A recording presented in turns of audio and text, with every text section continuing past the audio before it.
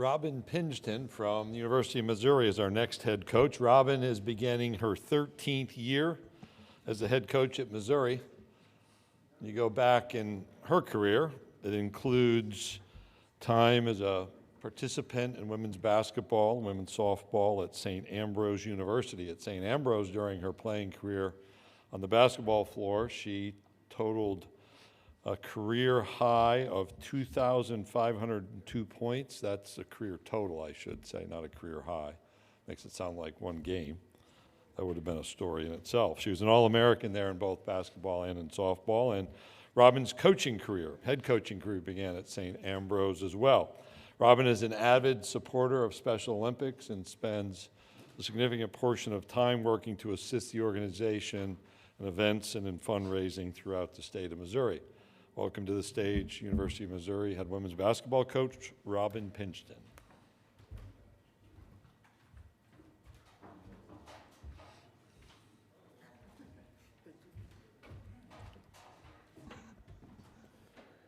Thank you, Commissioner.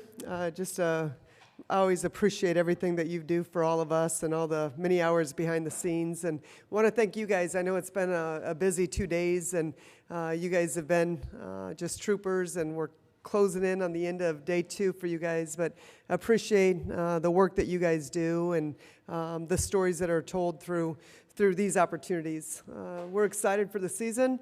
We've got a lot of new faces, a lot of new names.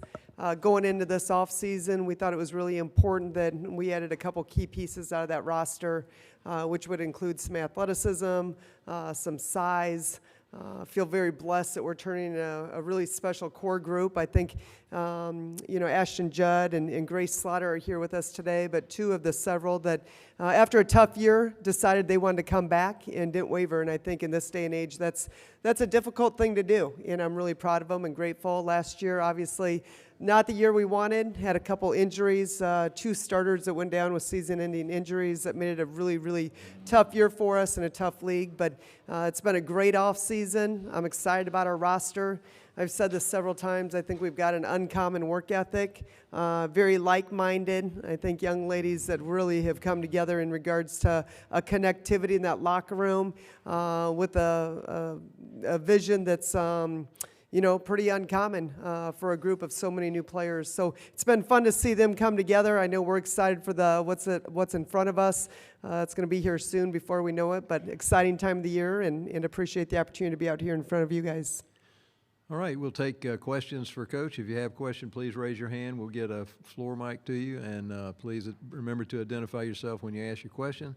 And let's go ahead and start on the front row on the right. Alan Cole, GamecockScoop.com. You mentioned some of the transfers there. Just wondering about Tiana Harrod and how you've seen her kind of settle in so far to your program.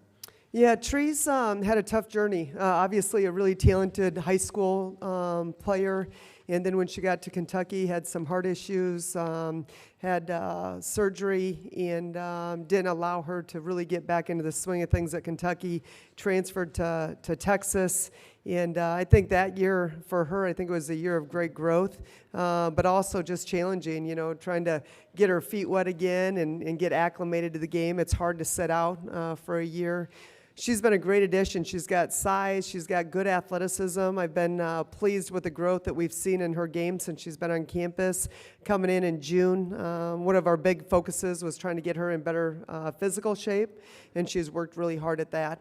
She's got really good touch around the rim. I think she can, make a difference on the defensive end and alter shots defensively. Been impressed with her footwork, and I'm excited about the growth that I've seen in 3 or 4 short months. Other questions for Coach? Please raise your hand. Let's go to the 4th row on the left. Wilson Jackson, the next. Coach, I wanted to ask you about the addition of Nia Wilson.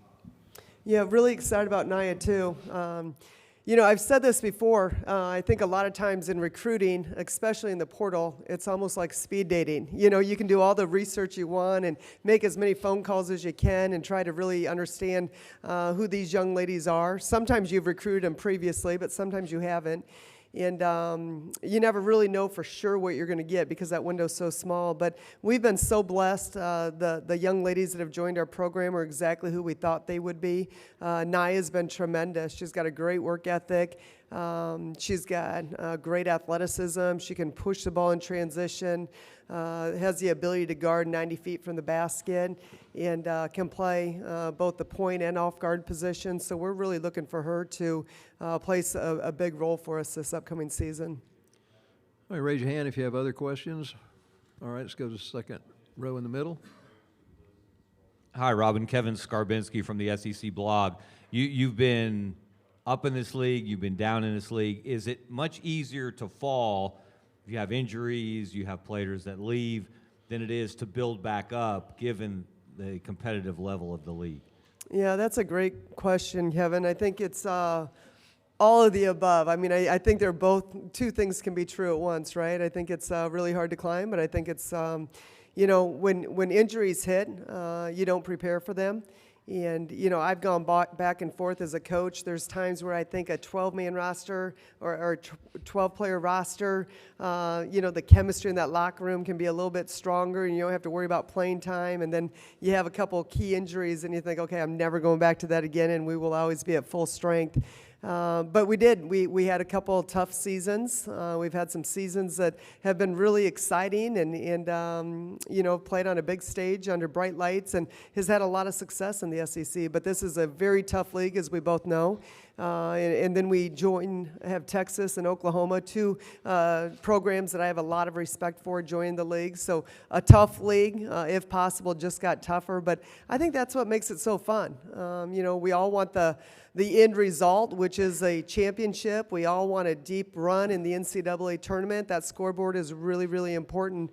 But I also don't want to shy away from the fact that sometimes when you go through hard times, those are where you really grow the most. And, you know, I'm so proud of the resiliency and the resolve of these young ladies and the fact that they believe in our program and our culture. And, you know, we're willing to come back and stay committed to, you know, what our hopes and dreams have been as we continue to elevate our program back up in a tough league. So I don't shy away from any of it. You know, I think the good is good and the hard can be really good for you too. Other questions, please raise your hand. Coach, we're going to have your players in here shortly. I wonder if you might say a few words about each of the players that you brought. Yeah, I would love to. We'll start with Grace Slaughter, who's a sophomore from Grain Valley, Missouri.